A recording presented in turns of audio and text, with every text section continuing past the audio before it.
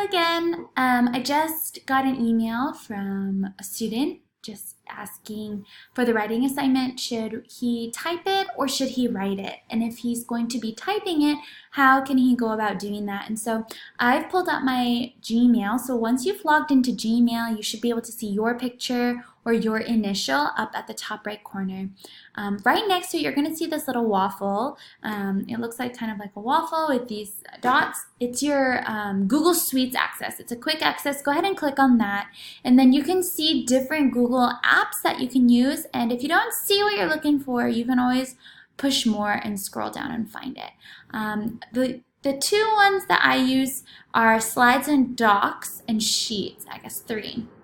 And you can go ahead and click on Docs, and that will automatically create a new Word document for you. And you can just go ahead and click on a blank one. And now here you go. You have a new doc page. I know we haven't learned how to access it, but here you go. And again, if you're going to type something and once you're finished, you can go ahead and share it with me. Go ahead and click the blue share button.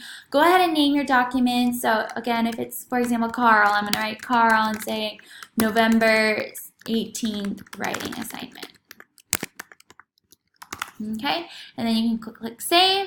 And it'll now give you an opportunity to write my email address to make sure that I have a copy of it.